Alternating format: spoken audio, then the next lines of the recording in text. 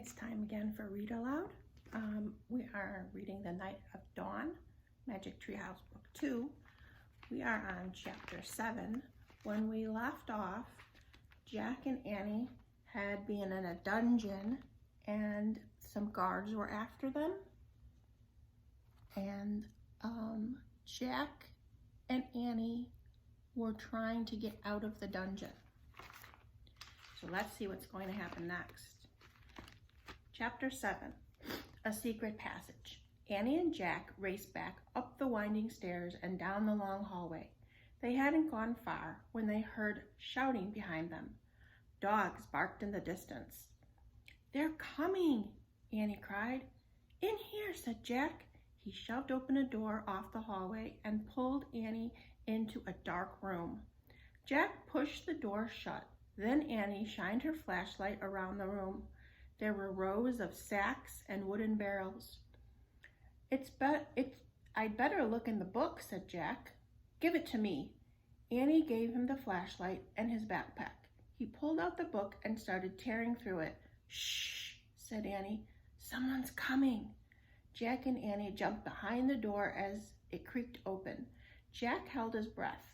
A light from a torch danced wildly over the sacks and the barrels. The light disappeared and the door slammed shut. "Oh man," whispered Jack, "we have to hurry. They might come back." His hands were trembling as he flipped through the pages of the castle book. "Here's a map of the castle," he said. "Look, this must be the room we're in. It's a storeroom."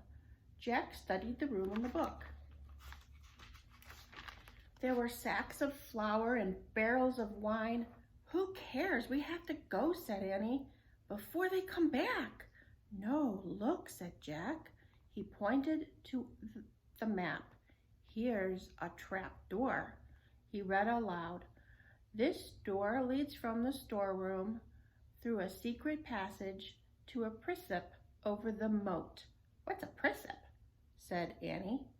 "I don't know. We'll find out," said Jack. "But first, we have to find the door." Jack looked at the picture carefully, and then he shined the flashlight around the room. The floor of the room was made up of stones. The trap door in the picture was 5 stones away from the door in the hall. Jack shined the light on the floor and counted the stones. 1, 2, 3, 4, 5. He stamped on the 5th stone. It was loose. He put his flashlight on the floor. He worked his fingers under the thin sheet of stone and tried to lift it. "Help," Jack said. Annie came over and helped him lift the stone square out of its place. Underneath was a small wooden door. Jack and Annie tugged on the rope handle of the door, and the door fell open with a thunk. Jack picked up the flashlight and shined it on the hole. "There's a little ladder," he said. "Let's go." He clipped on the flashlight and felt his way down the small ladder, and Annie followed. I wonder what's going to be down there. When they reached the bottom of the ladder, Jack shined the light around them. There was a tunnel. He crouched down and began moving through the damp, creepy tunnel. The flashlight barely lit the stone walls. He shook the light.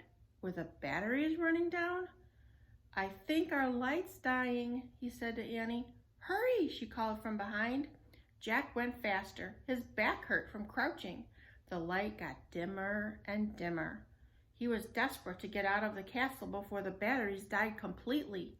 Soon he reached another small door, the door at the end of the tunnel. Jack unlatched the door and pushed it open. He poked his head outside.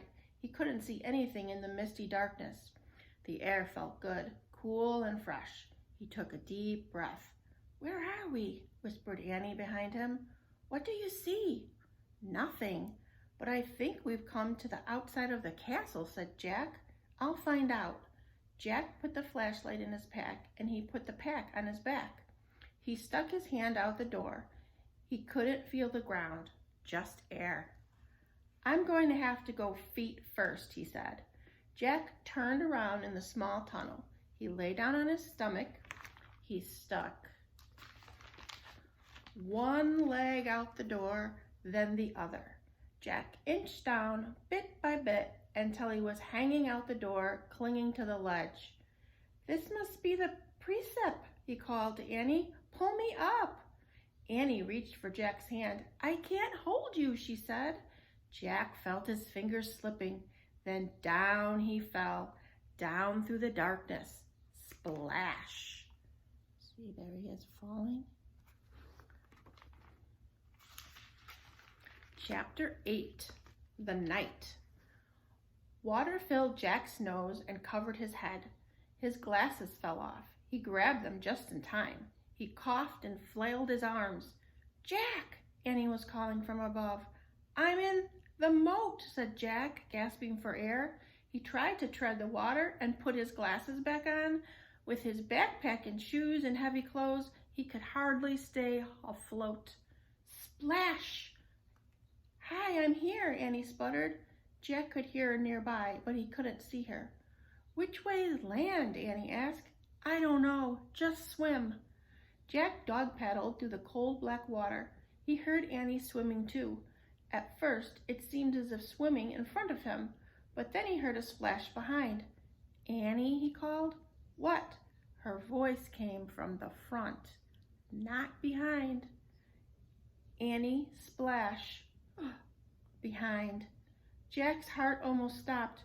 "Crocodiles?" He couldn't see anything through his water-streaked glasses. "Annie," he whispered. "What?" "Swim faster." "But I'm here. I'm over here, near the edge," she whispered. Jack swam through the dark toward her voice. He imagined a crocodile slithering after him. Another splash, not far away. Jack's hand touched a wet, living thing. "Ah!" he cried. "It's me. Take my hand," said Annie.